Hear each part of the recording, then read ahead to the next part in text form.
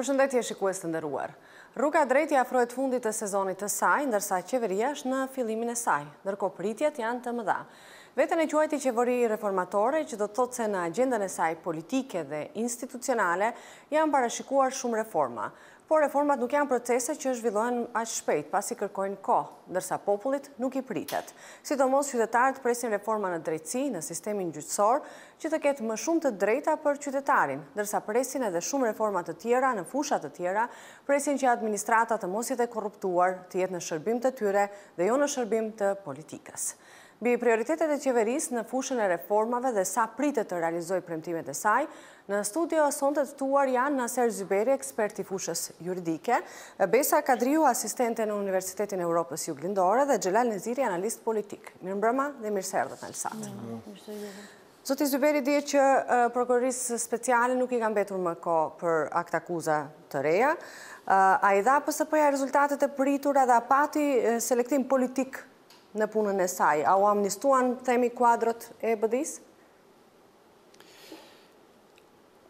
Prokuroria speciale mendoj se ka bërë aq sa i kanë lejuar kushtet në të cilat ka vepruar në këtë periudhë, duke pas parasysh faktin që ajo u ballafaqua me obstruksionet të natyrave të ndryshme, që nga themelimi i saj e deri në datën kur po i skadon pra afati për ngritjen e padive.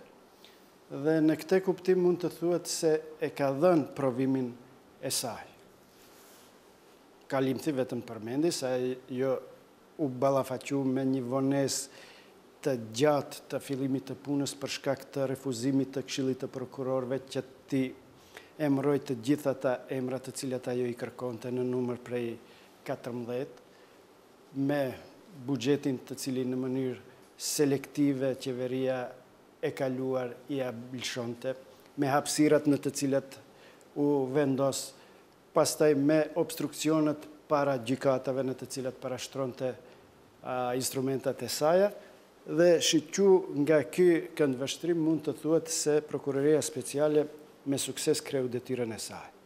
Mbetet përshtypje se ka qenë selektive në përfshirjen e personave për të cilët ekzistojnë indicje se mund të jenë të involvuar në veprime kriminogjene. Për arsye se nga jo që deri tash pra dihet nga gjitha rastet që i ka publikuar,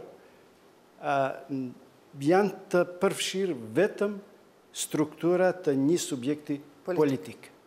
Duke pas parasysh se në të gjithë këtë periudhë, qeveria ka qenë e përbërë nga dy subjekte kryesore, VMRO, DPMN dhe BD, fitohet përshtypja se në këtë drejtim Prokuroria Speciale objektiv të hulumtimit të vetë ka pas vetëm një subjekt politik. Pra vetëm VMRO DPMN.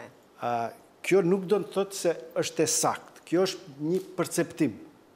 Se është kështu apo jo, ne nuk mund të japim ndonjë mendim të bazuar, nga se nuk janë publikuar të gjitha përgjimet në të cilat do të kish opinioni, indikacione se përveç atyre personave që ndëgjohen në përgjime, ka edhe të tjerë të cilët mund të jenë kryes eventual të veprave penale. Por, ekziston pra një përshtypje se në këtë drejtim Prokuroria Speciale nuk e ka kryer me objektivitet detyrën e saj, me atë rezervë pra që ne nuk e dim gjithë përmbajtjen e bisedave të përgjuara. Kadriu, nga partia e Nikola Gruevskit nuk mbështesin asnjë nismë që prokurorët special të marrin kohë shtesë për të ngritur akt akuza të reja. Ju si mendoni, ishte apo jo selektive PSP-ja?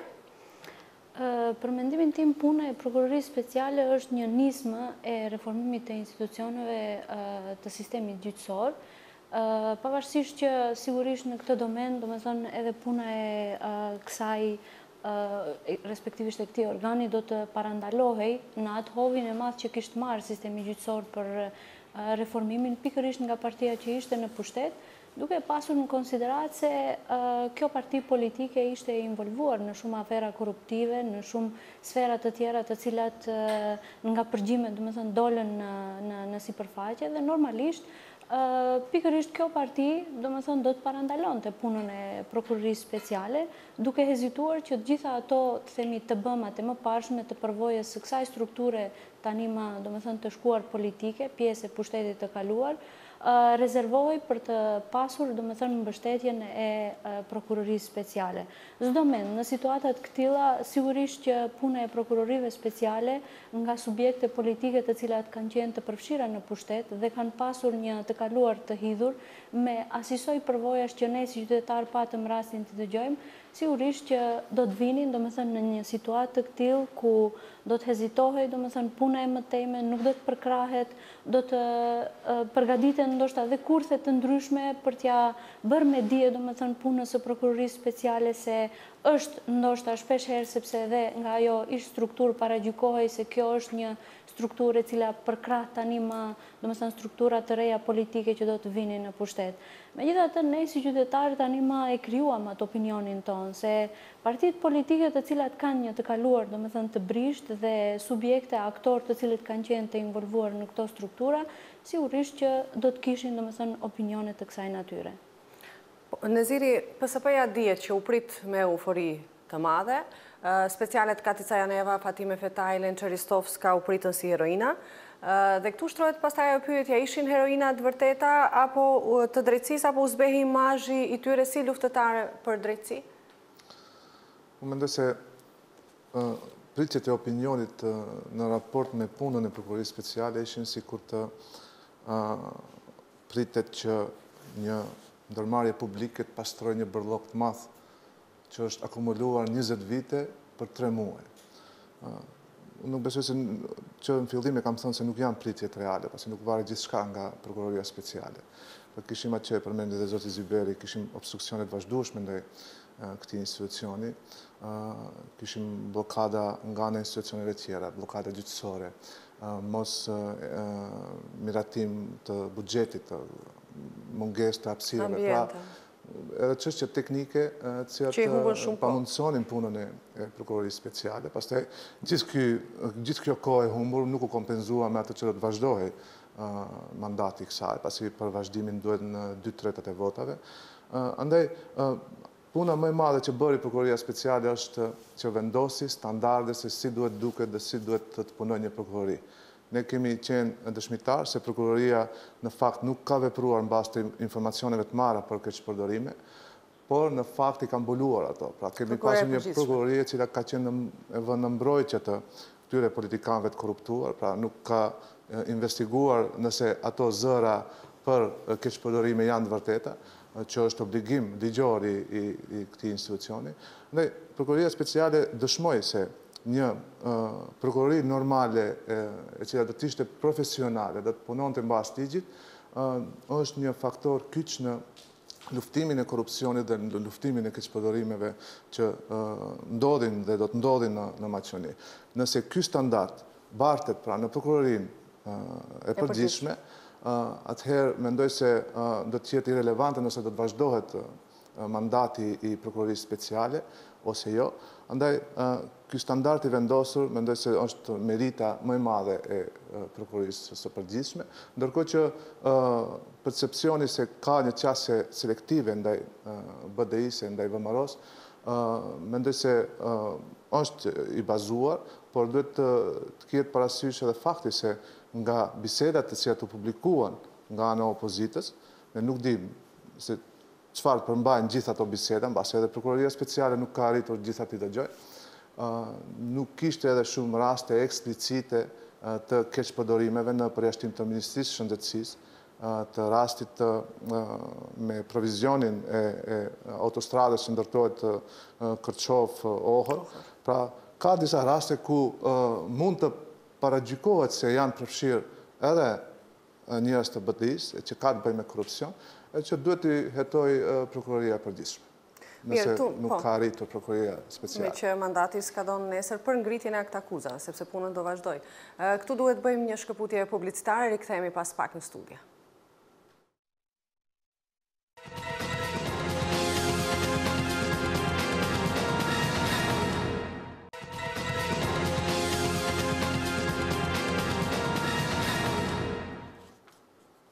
Jemi rikthyer në studio, zoti Zyberi. Qeveria ka kërkuar rizgjedhje të përgjithshme të gjykatësve. Është i mundur një proces i tillë? Nëse më lejon vetëm ta vazhdoj edhe pak aty ku patjetër.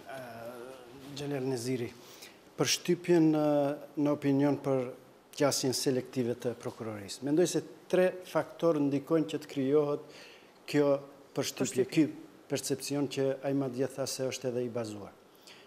Përshtypja e parë është fakti që LSDM-ja në fazën e publikimit të përgjimeve, para që sa publikoj, nuk dha asnjë përgjim pikant në të cilin do të dukej involvimi i përfaqësuesve të BDI-s. Pra, selektimi nis nga aty. Ashtu.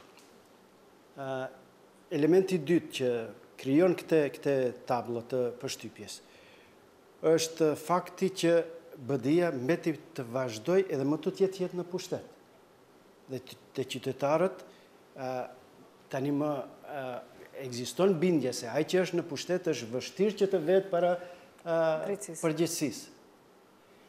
Dhe elementi i tretë është ajo që mendoj si është hap i gabueshëm, edhe i kryeministrit, por edhe i prokurorisë speciale. Ushtrimi i kërkesës dhe dhënia e përgjigjes se a ka nga antarët e kabinetit të propozuar persona që janë në nënhetime të prokurorisë speciale. Për arsye se ata vetë tonë se vetëm 20% të përgjimeve deri tani e kemi përpunuar dhe i kemi ndëgjuar. Prej ku atëherë guximi i prokurorisë speciale që t'i jep ashtu përgjigje se nuk ka persona që janë në nënhetime, kur ende edhe 80% të përgjimeve nuk janë ndëgjuar dhe nuk e dim se çka do të del prej atij. Dhe të gjitha këto elemente japin një përshtypje se prokuroria speciale pra duhet të jetë më objektive në kuptimin e ushtrimit të kompetencës së saj nga përgjimet e marra nga Lidhja Social-Demokrate. Dhe ti kthehem pyetjes. Para se të shkojmë ndoshta zoti Neziri deshit ndërhyj apo Kadriu? Jo, pastaj mos do të vazhdoj pa. Në rregull, atëherë te sistemimi i gjykatës.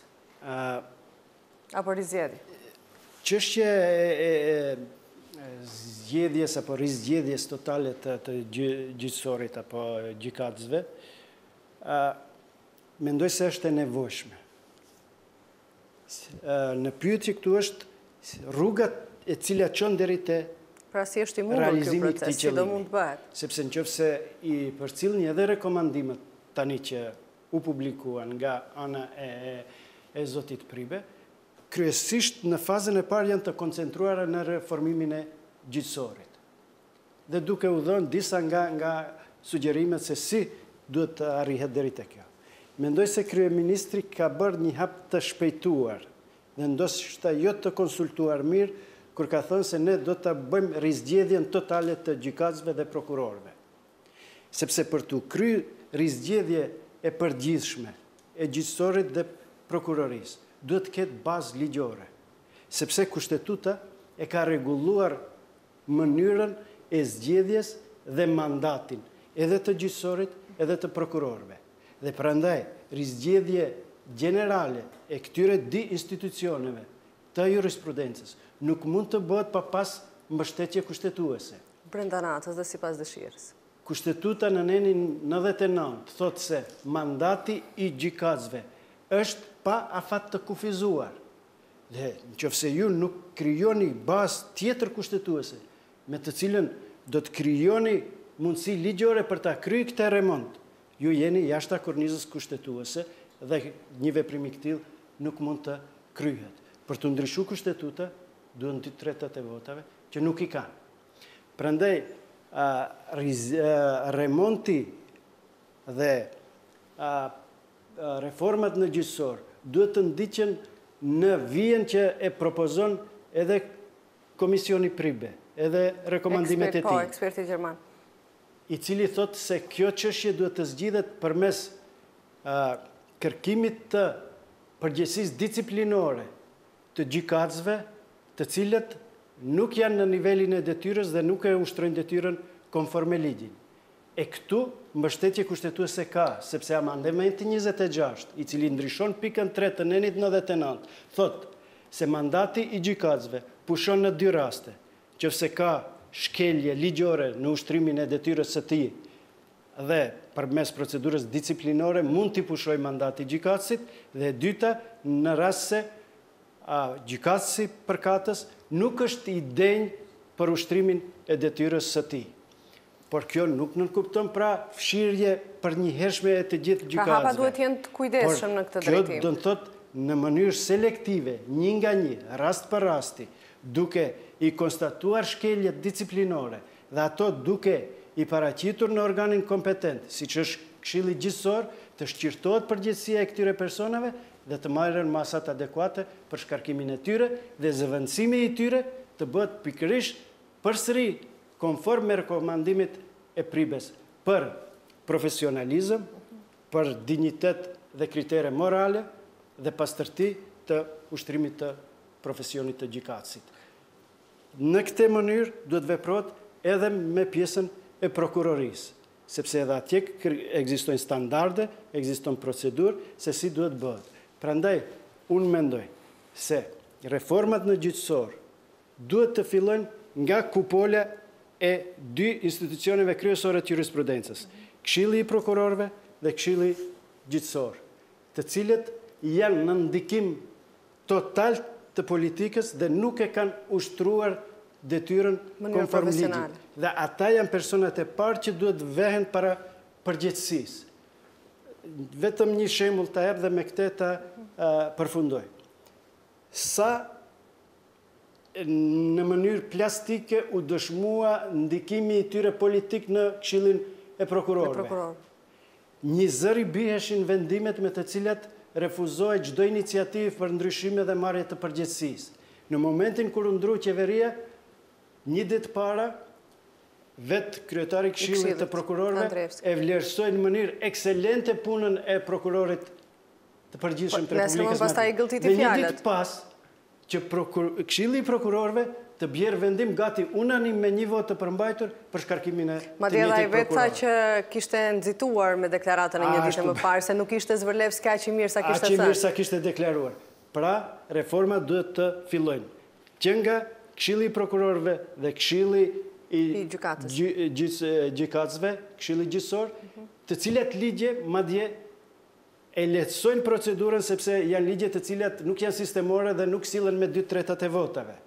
Dhe kur do të reformojnë këto dy institucione, të cilat janë përgjegjëse për mbajtjen dhe mbikëqyrjen e punës së këtyre dy institucioneve, pastaj të fillojë edhe pastrimi i radhëve në të dyja institucione. Pra pastrimi është i mundur, por kërkon kohë dhe... është i mundur, por ai do të jetë selektiv, i një pas njëshëm, duke vlerësuar punën e çdo gjykatësi dhe çdo prokurori, duke konstatuar përgjegjësitë individuale të çdo njerit, e jo në mënyrë të përnjëhershme me kampanja siç i paralajmëronte kryeministri. Kadriu, a mund të besohet gjyqësorit dhe prokurorisë kur dihet se ato nuk kanë hapur proceset që njihen si të montuara politike, të marrim shembull Monstrën dhe shumë tjera?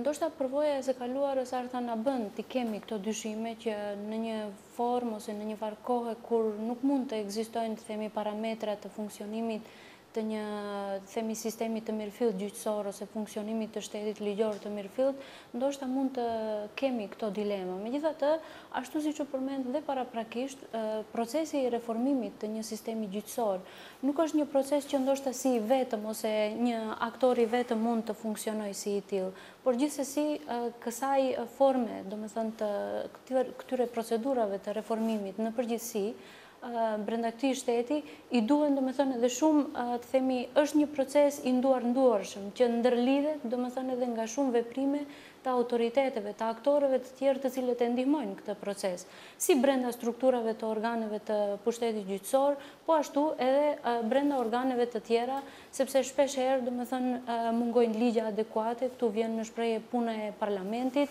janë edhe aktor ose institucione të tjera të cilat ose rrjedhimisht nga të cilat mund të varet tër ky procesi i reformave. Mendoj në përgjithësi se këto janë procese që ndoshta edhe më tej do të zgjasin, përderisa nuk ekziston një themi një përkrahje e një mase pak më të madhe, një mase pak më të gjerë, e njerëzve të cilët do të involvohen në këto procese, sepse shpesh herë ne e dim se të gjithë ato të cilët janë pjesë e realizimit të këtyre procedurave, sjelljes së vendimeve tek këto organe kompetente, janë në ndikimin e një, themi, dikujt tjetër që i rin pas, ose dikush tjetër që e dirigjon punën e tyre. Dhe me automatizëm këto procese pastaj domethënë ngadalësohen, ose ekzistojnë edhe situatat e tilla, siç përmendet paraprakisht rasti të montimeve. Tani ma jemi domethënë mëse të bindur se brenda një sistemi i cili ka krijuar përvoja të këtilla, sigurisht që është e vështirë që ne të kemi pritshmëri shumë të mëdha për një periudhë kaq të shkurtër kohore. Flas për një periudhë të shkurtër kohore, aq sa filluan këto procese më intenzivisht të realizohen, këndvështrimin e themi ndërimit të pushteteve, krijimit të strukturave të reja etj. Dhe kjo përshtypje sigurisht që do të mbetet pezull për një kohë të gjatë, për aq sa ne do të shohim se pak ka tendenca që këto gjëra të lëvizin me një tempo pak më të shpejtë, sepse ekziston ende frikë, ekzistojnë ende këto hezitime, jo vetëm të këto njerëzit që përmendëm, që janë të involvuar në këto procese, por edhe nga përkrahja e opinionit më të gjerë. Paraprakisht të përmend edhe fakti që janë për shembull struktura të partive politike të cilat sërish kanë imunitetin, janë të mbeshur nën petkun e imunitetit si figura politike dhe me automatizëm ngadalësohet puna e prokurorisë për t'i ndjekur ato persona. Unë mendoj pikërisht këtu do të konsistoj puna dhe fuqia e organeve kompetente, sidomos të sistemit gjyqësor, që dhe në ato raste të arrihet me ndikimin e fuqishëm, duke e zhveshur, domethënë nga ndikimi i politikës ditore, autoritetin e pushtetit gjyqësor, për të ndikuar, për t'i parandaluar ato figura të cilat kanë një të kaluar të tillë, domethënë me një përvojë jo të mirë në sferën e themi politikbërjes, shërbimeve publike, realizimit të punës edhe në sistemin gjyqësor etj. Pikërisht atëherë, kur do të distancohen të themi këto forma të hezitimit, të frikës, të njerëzve që janë të involvuar në këto procese, po dhe punës të lirë të sistemit gjyqësor, atëherë unë besoj se këto të themi do të marrin kahjen e duhur, do të marrin vijën e duhur dhe me siguri që sistemi i drejtësisë, respektivisht një sistemi mirëfill demokratik do të konsiderohet më stabil brenda kësaj shoqërie. Por jo në një afat të shpejt kohor. Sigurisht që po. Pritur si duket pak më shumë. Mëse të përgatitur. Neziri, nga LSDM-ja kanë deklaruar se do të kërkojnë deklarimin e pasurisë gjykatësve. Do të pranonin ta bënin një gjë të tillë apo pjesa më e madhe mund edhe të dorëhiqeshin? Unë dëshiroj të ndërlidhem pak edhe me atë optimizmin e kryeministrit Zaev ose paralajmërimin se do të bëjë një rizgjedhje të gjithë gjykatësve. Mendoj se ai më tepër mbasi është ndikuar edhe nga ajo që ndodh si proces në Shqipëri, e që është që quhet kështu ose njihet vetting, e që nënkupton verifikimin e gjithë atyre gjykatësve, prokurorëve që janë në sistemin gjyqësor të Shqipërisë. Po dallimi nga Shqipëria është fakti se këto reforma ka një përkraje të fuqishme në opinion. Afër 90% pra përkrahen vettingun në Shqipëri. Ka një presion të madh nga opinioni që këto reforma të bëhen, ndërkohë që për arsye që tani më i dim, opozita ka bllokuar atje për 4 vite me radh miratimin e atyre ndryshimeve kushtetuese që do të mundsonin të realizohen këto reforma në sistemin gjyqësor.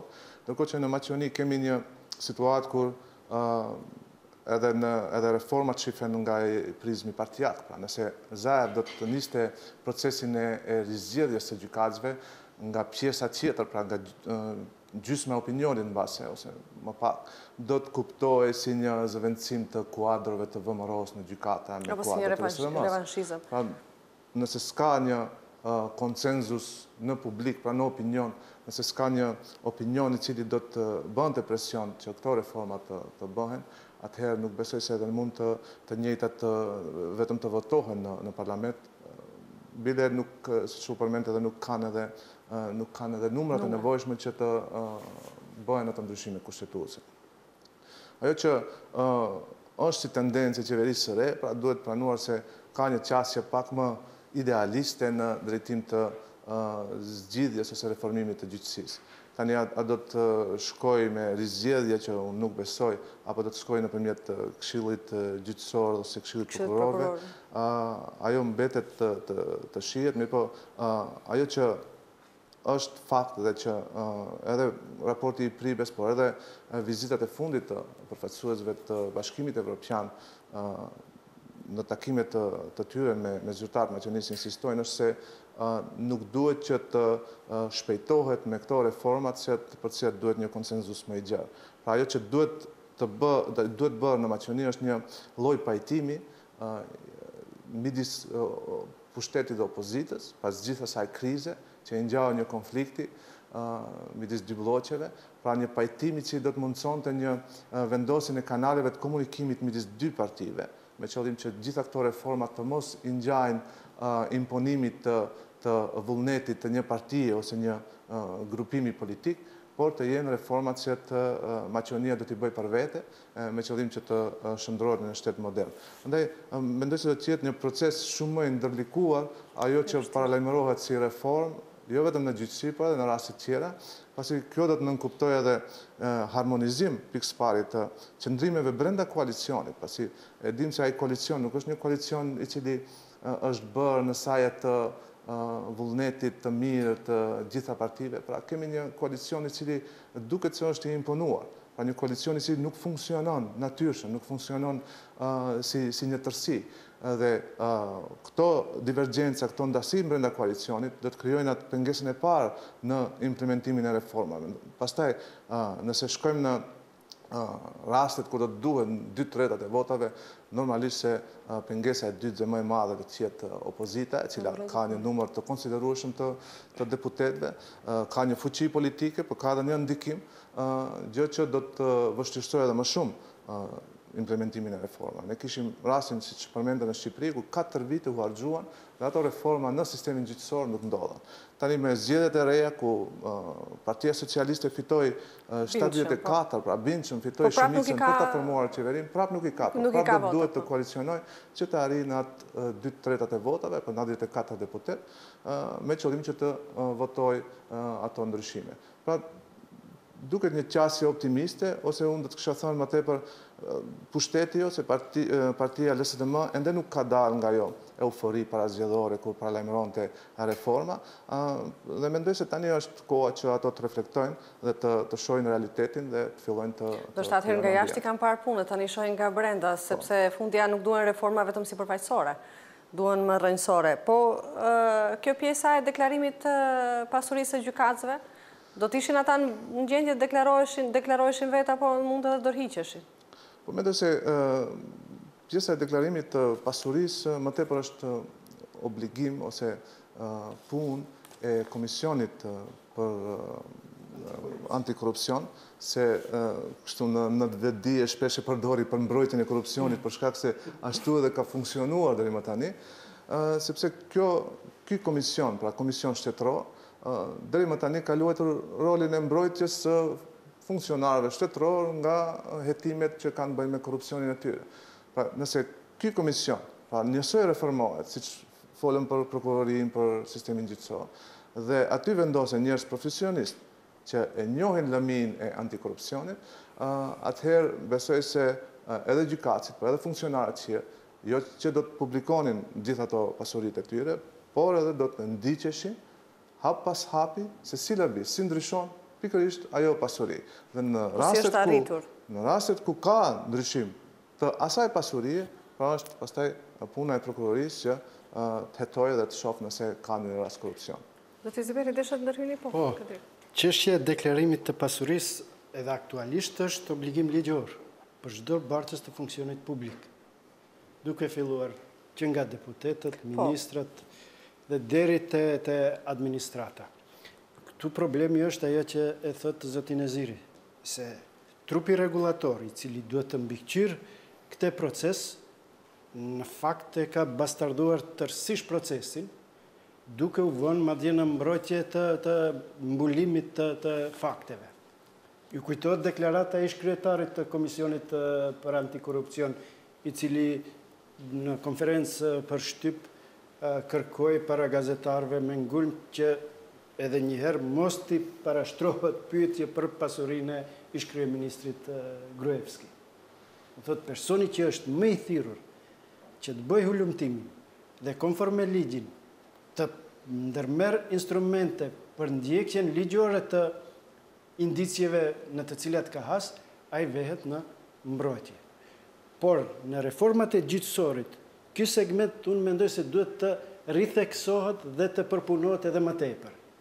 Ngjashëm ndoshta me rastin e vettingut në Shqipëri, ku deklarimi i pasurisë së deklaruar para marrjes së funksionit dhe në momentin kur bëhet verifikimi apo në momentin kur pushon mandati të vehet para opinionit dhe institucionet përkatëse, trupat regulator të ndërmarrin masat përkatëse. Kjo detyrimisht do të jetë e nevojshme sepse një nga të metët të cilat janë has në këtë periudhë, kur është në pyetje gjyqësore, janë dy elemente: ndikimi publik i tyre dhe korrupsioni. Është e vërtet që ndoshta në situata të këtilla autoritetet që janë më kompetente për t'i shpalosur, të themi, realitetin e figurave të cilat janë të korruptuara e kanë të vështirë, sepse dhe ato hasin lloj kërcënimesh të ndryshme ose në problematika nga më të ndryshme. Dhe ne shpeshherë si qytetar kemi qenë dëshmitar të shfaqjes së një opinioni pak më real, pikërisht nga informacionet që i kemi marrë nga organizata jo qeveritare. Domethënë, nuk kanë arritur autoritetet të cilat janë të thirrura ta bëjnë punën e tyre, sepse ka pasur implikime të jashtme. Kanë fshehur dhe fakte. Edhe i kanë fshehur faktet dhe shpeshherë ne për ta pasur më lehtë, themi, ose për të qenë më të bindur në realitetin objektiv me cilin ballafaqohen autoritetet që janë të përfshira, respektivisht figurat që kanë qenë të involvuara në këto procese, i kemi pasur më shumë të dhënat reale nga organizata jo qeveritare. Ne i kemi pasur edhe të dhënat më reale nga Transparency International, i kemi parë, domethënë, gjitha këto si situata, ose të paktën si të dhëna statistikore, kemi arritur, domethënë, të kemi si informacione më reale. Por të njëjtët askush nuk i ka marrë parasysh. Po, pikërisht aty, domethënë, këtu shikohet se sa është ndikimi jashtëzakonshëm i politikës ditore, i strukturave të politikës për t'i fshehur dhe për të qenë në mbrojtje ose në mbrojtje të interesit të atyre njerëzve që kanë qenë pjesë e këtyre përvojave. Mirë, këtu më duhet bëj edhe një shkëputje tjetër publicitare, rikthehemi pas pak në debat.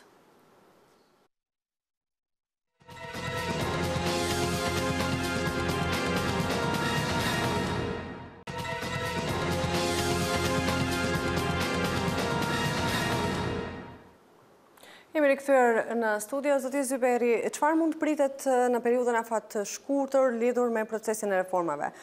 Mund të jetë pengesë fakti që kemi një qeveri ta quajmë të brisht? Po, shumica parlamentare e këtill siç është nuk paraqet ndonjë stabilitet në funksionimin dhe ndërmarrjen e masave adekuate, të cilat shpeshherë mund të jenë radikale në mënyrë që të përmirësohet situata. Kjo është hendikepi i parë i kësaj qeverie. Hendikepi i dytë është, do të kisha thënë, edhe subjektiv. Disa zgjedhje kadrovike. Unë mendoj spaku se janë me resurse të limituara për të ballafaquar me problematikat për të cilat flasim aktualisht. Dhe problemi i tretë është ekzistimi i një opozite jashtëzakonisht aktive, numerikisht shumë të fuqishme dhe e cila ka hipoteka të rënda nga e kaluara e për të cilët duhet jep llogari. Këto tre element janë rëndues në arritjen e qëllimeve për të cilat flasim aktualisht. Por si përparësi në këtë proces, përveç hendikepeve të cilat përmenda, është fakti se ekziston një vullnet dominues dhe deklarativ tash për tash te lidhja social-demokrate si bartëse e pushtetit ekzekutiv, se do t'i shkoj procesit deri në fund. Dhe te një disponim i gjithë qeverisë, tani pa përjashtuar edhe subjekte tjera, për të qenë kooperativ me faktorin ndërkombëtar. sepse faktori ndërkombëtar për hir të vërtetës, në mënyrë permanente ka dhënë sinjale se situata në Maqedoni është degeneruar. Ka bërë raporte, si që po e përmendim ne këtu, raportin e Pribes, si që ishte ndërmjetësimi i zotit Van Hojte në negociatat rreth procesit të Përzhinës. Por problemi ishte atëherë se qeveria e kaluar ishte refuzuese dhe nuk bashkëpunonte me faktorin ndërkombëtar në drejtim të tejkalimit të problemeve. Dhe zbatimit reformave. Tani pra ka një gatishmëri edhe të qeverisë, faktorit vendor, edhe ati ndërkombëtar, që në një bashkëpunim intenziv mes tyre, me ndihmën që mund t'u jep faktori ndërkombëtar, të vihet deri te realizimi i qëllimeve të përcaktuara. Por, po e them, gjithë kjo tani për tani është në fazën e vullnetit të deklaruar të mirë, të shprehjes së gatishmërisë, së kooperimit dhe bashkëpunimit, ndërsa rezultatet duhet të priten. Pra, vullneti duhet shndrohet në vepra. Në vepra. Unë jam dakord me bashkëbiseduesit e mi se periudha shumë e shkurtër dhe ndoshta qeveria pak me ambiciozitet të shtuar i ka hi kësaj pune, sepse nuk i kanë kaluar as 100 ditë, madje as 1 muaj nga marrja e mandatit. Pra, mendoj se në fillim duhej të kursej nga deklarimet bombastike se do të bëjmë këte, do të bëjmë këte, reformat mbrendshme në marrëdhënie ndërkombëtare, integrimet atlantike, përmirësimi dhe kooperimi me fqinjët, etj. Ajo sikur nga vullneti i madh për të ndryshuar situatën u fut në një aktivitet për të cilin madje nuk ka resurse për ta ushqyer dhe për ta furnizuar në mënyrë që të jep efekte të mjaftueshme. Sepse edhe aktualisht, përveç disa zgjidhjeve të vogla kadrovike, ende sistemi tërësisht është i kontrolluar dhe dirigjuar nga qeveria e kaluar. Një numër i madh i institucioneve kryesor, po, pikërisht nga VMRO-ja. Ashtu. Prandaj, qeveria ndoshta, po them, duhet të kursehet pak nga ky manifestim deklarativ i vullnetit të mirë për ndryshimin e gjendjes, dhe të ulej së pari të bënte analizimin dhe skenimin e gjendjes në të cilën është, të silte konkluzione dhe të propozonte masa të cilat propozime duhet të ishin të rakorduara me faktorin ndërkombëtar dhe me këtë ndihmë që po ja ushtron Komisioni Evropian qeverisë së Maqedonisë. Ajo ishte edhe si një kundërpërgjigje e gjitha atyre opinioneve që u krijuan në një masë të gjerë pas përgjimeve ose rasteve të tjera, për të cilat qytetarët tani më krijuan një imazh shumë negativ. Edhe ndoshta më herët kishte ekzistuar, mirë po ai zihente nën vete, nuk ishte i shfaqur publikisht. Tani më ndoshta ishin në pikpamje institucionale të përkrahura këto qëndrime të njerëzve, të mllefit të qytetarëve, dhe ndoshta ishte ai vrulli i deklarimit, themi, të atyre aktorëve që pretendonin se në këtë mënyrë ndoshta mund të arrihet një përkrahje më e madhe për ta rrëzuar pushtetin, sepse forma e komunikimit mbeti vetëm ajo e cila mund të ndihmonte në një proces ku u zhvilluan këto ngjarje brenda kësaj periudhe në Maqedoni. Po, sigurisht që situata dramatike në Maqedoni do të them ishte domosdoshme. Akumuloj po shumë revolte qytetarët, por deklarimet e këtilla shpeshher të pambuluara me kapacitete dhe resurse. Është e vërtetë që duhet të ketë një bazë, krijon pritshmëri shumë të mëdha te qytetarët. Është shumë e vërtetë. Dhe kur janë pritshmëri të mëdha dhe dëshprimi është shumë i madh. Prandaj duhet pas kujdes në këtë drejtim. Veziri? Këtu do të ketë parasysh edhe një faktor, pra ose një moment, pra janë zgjedhjet lokale që duhet vi. Dhe gjithë kjo ndezje e atyre motorëve të qeverisë ose të LSTM-s nënkupton edhe një sigurimi të pozicionit më të mirë në zgjedhje. Pasi unë mendoj se zgjedhjet lokale do të jenë në kyçe edhe për fatin e kësaj qeverie. Nëse në ato zgjedhje kjo qeveri ka rënje të numrit të votave ose në mbështetjes, ai do të ishte një sinjal, një bazë mirë që VMRO të ndërtoj platformën për të kërkuar edhe të imponuar zgjedhjet parakohshme.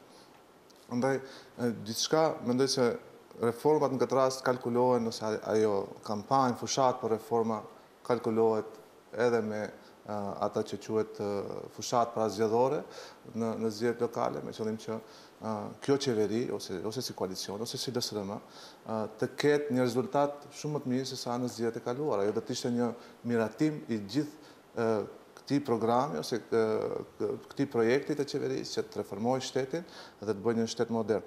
Nëse ndodhe kundërta, nëse në zgjedhjet lokale LSRM poson bisfat, atëherë do të ishte një fiasko e gjithë këtij programi, gjithë këtyre reformave dhe një proces tjetër krize mbasme. Dhe për dështimi gjithë asaj përpjekje shumëvjeçare për rrëzimin e pushtetit të kaluar. Neziri foli pak Kadriu për zgjedhjet lokale. Dije që kufizimet tjera për mosbatimin e reformave janë edhe shpallja e zgjedhjeve lokale edhe atë gjatë muajve të verës. Janë këto faktorë që pengojnë administratën themin punën e saj? Realisht nuk duhet të jenë themi indikator që pengojnë punën në administratës, sepse administrata është pjesë shumë e rëndësishme e funksionimit të sferës së shërbimeve publike. Flasim parimisht. Megjithatë, praktikisht në vendin tonë, në praktikën e Maqedonisë, për shkak se kemi të bëjmë me një administratë e cila është tej mase e politizuar, sigurisht që kemi domethënë përvoja nga më të ndryshmet, kemi njerëz të cilët janë të involvuar në struktura, janë përkrahas të denjë të strukturave politike dhe shpesh herë paralelisht ato nuk mund të kryejnë pjesën e detyrimeve që kanë brenda autoriteteve ose kompetencave që i takojnë organit ku janë të punësuar këto si struktura. Dim në anën tjetër që pjesa e funksionimit të administratës është po ashtu një domen i rëndësishëm që përfshihet edhe në sferën e reformave dhe kriteret e Kopenhagës dhe të Selanikut për pjesën e Ballkanit Perëndimor paraqesin një element shumë të rëndësishëm edhe për praktikën e Maqedonisë. Dhe tani Maqedonisë më i ngelet, domethënë një përgjegjësi e jashtëzakonshme të punojë shumë në këtë drejtim, pavarësisht që mund të vinë situata të kësaj natyre që kemi të bëjmë domethënë me një periudhë shumë komplekse të realizimit të fushatës zgjedhore etj. Administrata sërish duhet të tregohet shumë profesionale, shumë parimore, pa ndikimin e këtyre themi faktorëve të jashtëm të politikës ditore etj.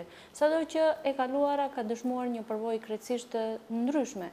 Shpeshherë ne jemi dëshmitar, domethënë edhe të pjesës të punësuarve të cilët ndoshta i japin edhe një konotacion tjetër pjesës së shërbimit publik, sferës së shërbimit të shëndetësisë, shërbimit domethënë civil, shërbimit shëndetësor etj. Por të mos harrojmë, shpesh herë domethënë i kemi parë si militant partijak të punësuarit, në punësit, administratorët. Mirë po unë mendoj tani që është koha që t'ju jepet hapësirë profesionistëve, njerëzve të cilët janë të dëshmuar në anën e tyre profesionale, vetëm që ndoshta për t'i dhënë dhe një kontribut kësaj formës anës tjetër të reformave në sferën e administrimit publik. Pra, një kontribut i këtill do të ishte edhe profesionalizimi, edhe dhënia hapësirë e kuadrove të cilat janë ose duhet ta kenë pozitën e tyre, pozicionimi i tyre duhet të jetë si në punës, profesionist, të mbështetur në parime, në një administratë, domethënë që duhet të jetë shumë transparente dhe të mbështetura në gjitha ato forma, domethënë parimore të punës së tyre. Do të flisnim pak për administratën, pak më vonë për reformat në administratë. Neziri përmendi Kadriu militantizmin partijak në për institucione, zoti Zeberi pak më herët foli edhe për ato emrimet deri tani simbolike, sepse ka dhe shumë institucione që duhen zëvendësuar, ndërrimet e para të kuadrove. A e lëm përshtypjen se do të triumfoj profesionalizmi apo sërish do të vazhdoj partizimi skajshëm institucioneve? Mendoj se është rënd të ndërpritet një praktikë e cila është instaluar në 2 dekadat e fundit. Ne kemi një praktikë të punësimeve partijake e cila është prezente që nga pavarësimi i Maqedonisë. Ndërkohë që pas vitit 2002, ndërkohë përhovin më të madh mbas me e ka marrë nga viti 2006 këndej, kur gjithçka shihej jo si mundësi që shërbimet e administratës të përmirësohen dhe qytetarëve, por një mundësi e partive politike që të sistemojnë strukturat e tyre. Kemi një rastet në për ministri, institucionet ndryshme në pushtetin qendror, në komuna, nëse bëhet një revizion, do të gjenden aty mirat punësuar, të cilat asë që paraqiten në vendet e punës për marrin rrokë. Nuk e kam fjalën për këto 2.000 që janë nga marrëveshja e Ohrit, pasi mbas meje ato janë njerëz të cilat janë viktima të këtyre lojrave politike dhe u është pamundsuar që të zbatojnë, të vënë praktik dijen e tyre dhe të zhvillojnë një karrierë brenda institucioneve.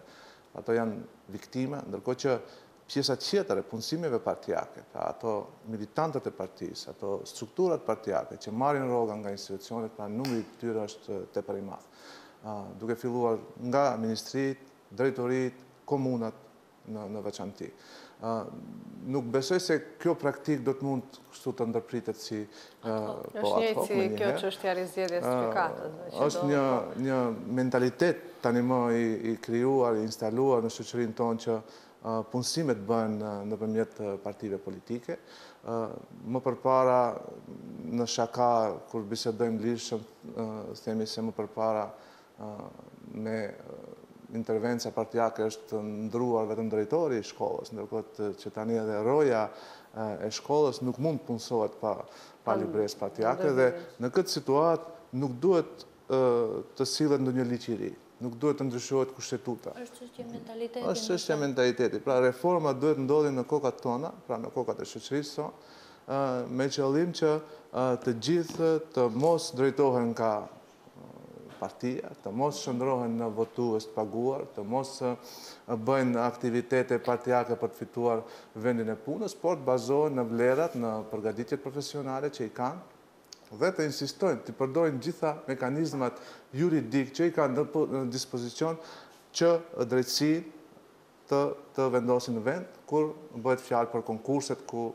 natyrisht se aty ndodhin ato padrejtësitë ndaj personave që kanë përgatitje profesionale, ndërkohë që favorizohen personat partijake.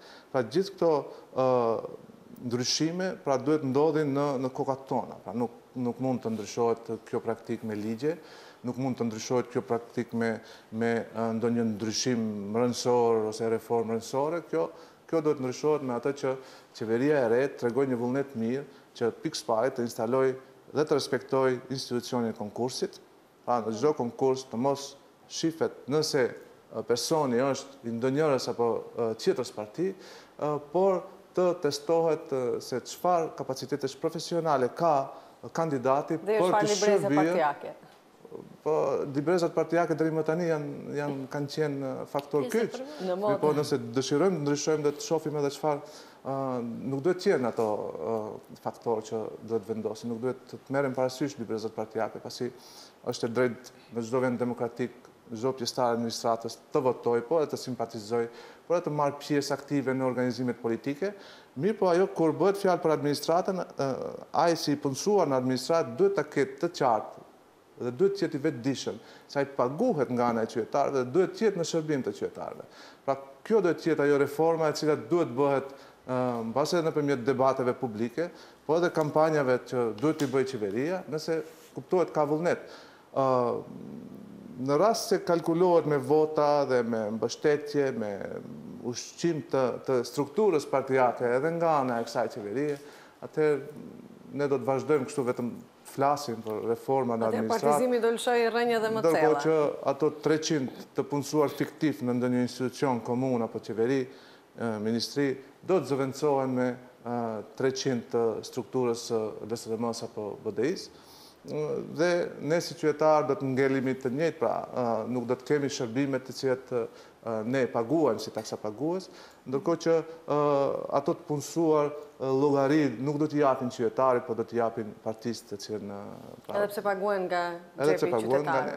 Sado që ekzistojnë, me siguri edhe shumë projekte të cilat përfillen edhe nga ndërkombëtarët, sidomos për reformat në administratën publike. Dhe unë mendoj se përveç asaj që u përmend, domethënë çështja e mentalitetit, duhet të ekzistojë edhe gatishmëria e institucioneve për të absorbuar këto mjete dhe për të shndruar të njëjtat, domethënë në funksion të procesit të reformave në funksionimin e mërfillt dhe profesional të administratës publike.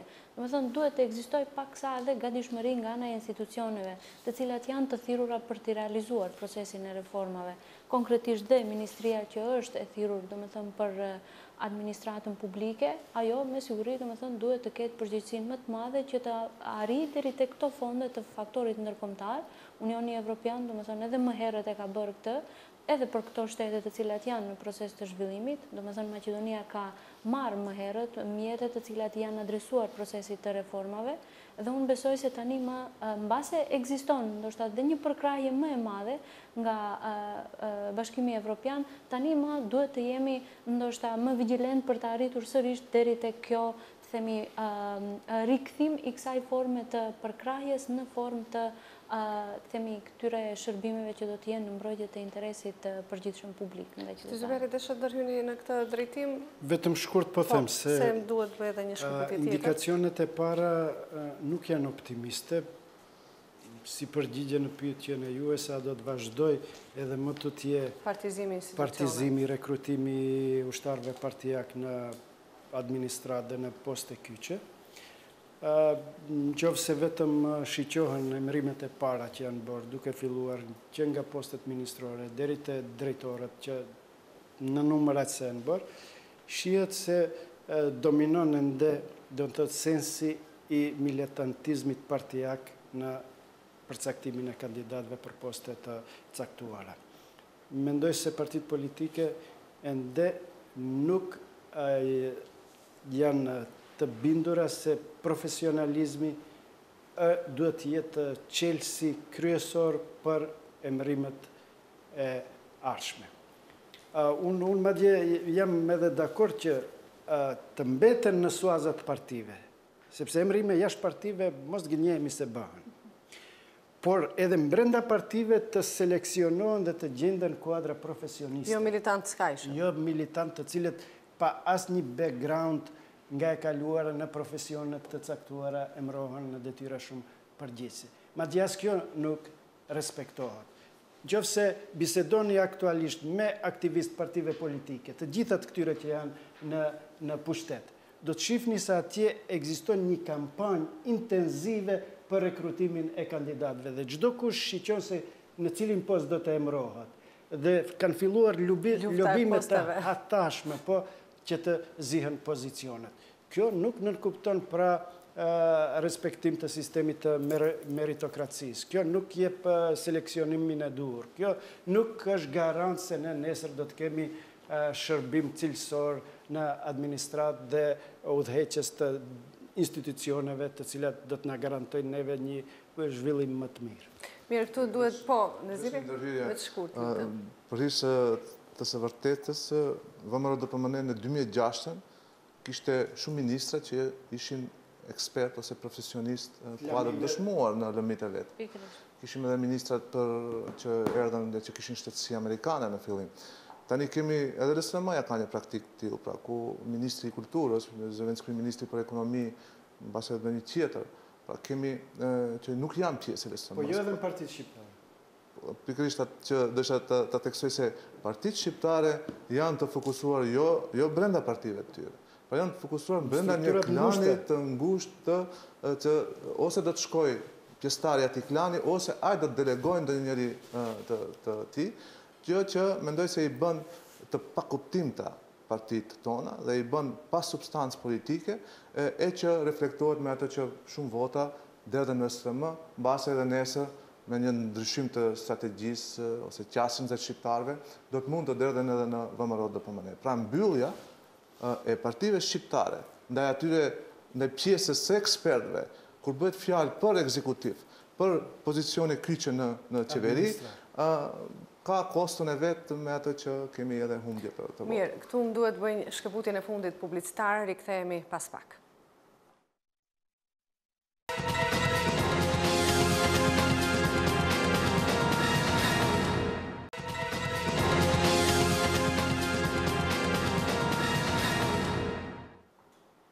Jemi rikthyer në pjesën e fundit të emisionit. Zoti Zyberi, ku ngelen kërkesat e deklaratës së përbashkët të partive politike shqiptare? Janë ato të reflektuara në programin qeveritar dhe pritni barazit të plot të Shqipes me maqedonishten? Deklarata e partive politike shqiptare pati dy hendikepe që në fillim. Handikepi I parë I saj ishte që partitë politike nuk arritën një mirë kuptim që të njëjtën ta nënshkruanin dhe ta publikonin në shkup.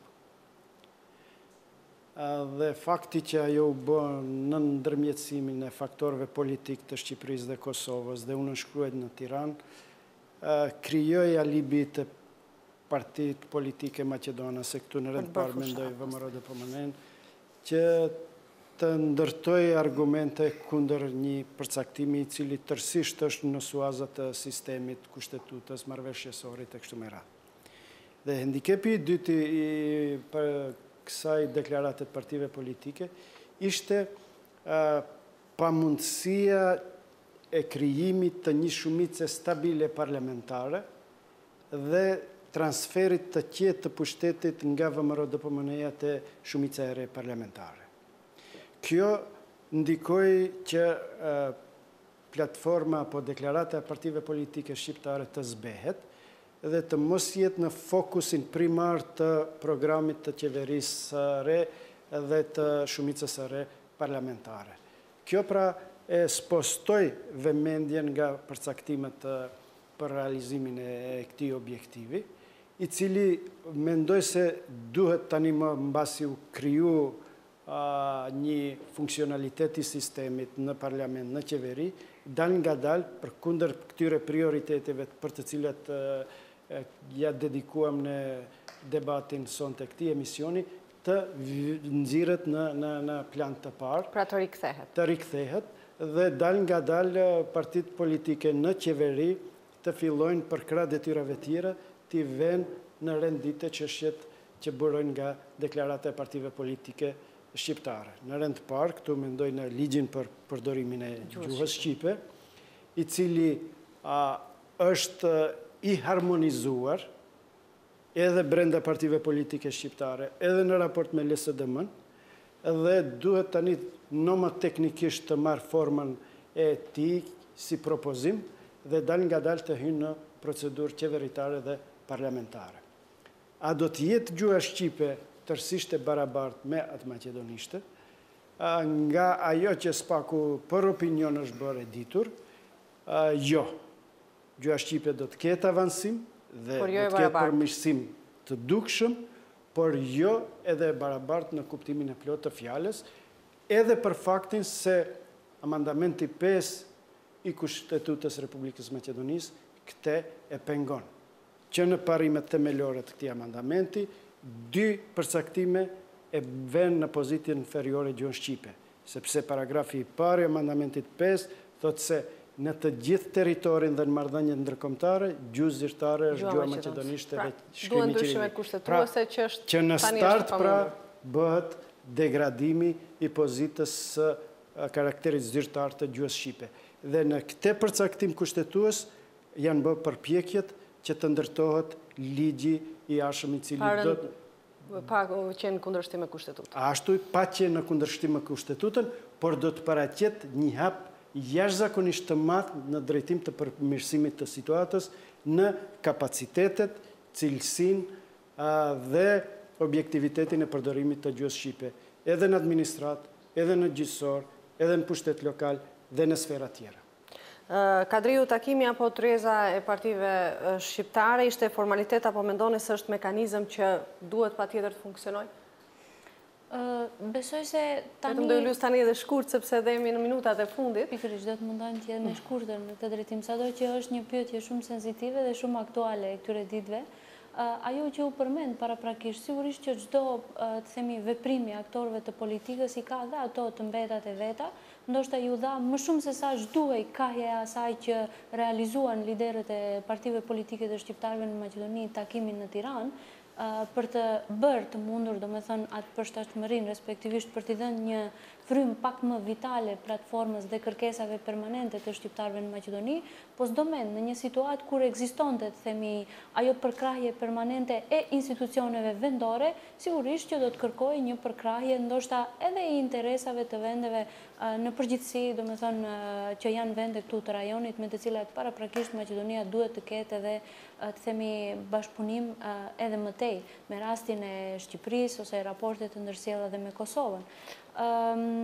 Sigurisht që ndoshta kjo përvojë duhet të vijojë dhe më tej, sepse duke unifikuar qëndrimet e përbashkëta, ne mendojmë se mund të ngrisim në piedestale më të larta qëllimet, aspiratat që kemi, dhe ndoshta me një ose formë tjetër, debatet do ta bëjnë të mundur të intensifikohet, të ngritet në nivelet e duhura, kërkesa dhe ato të themi të drejta që janë pjesë permanente e punës aktorëve. Filëm pak minuta dhe zotit Neziri. Për fund, keni qenë skeptik ndaj deklaratës përbashkët të partive politike shqiptare. Skepticizmi juaj është rritur apo jo, dhe lidhur pra me ardhmërinë e këtij dokumenti, apo mendoni se i njëjti është bërë për qëllime politike, po dhe juve do t'ju lusë shkurt, jemi fare në fund? Po mbetem në atë qëndrim dhe tani kam konfirmim edhe për gjitha atë skepticizëm që e kam pasur në fillim, se ky dokument ka qëllime politike, faktikisht paraqet mbas meje një dokument i cili është thjesht një marrëveshje post zgjedhore, koalicionuese, midis partive të caktuara që bëjmë pjesë aty.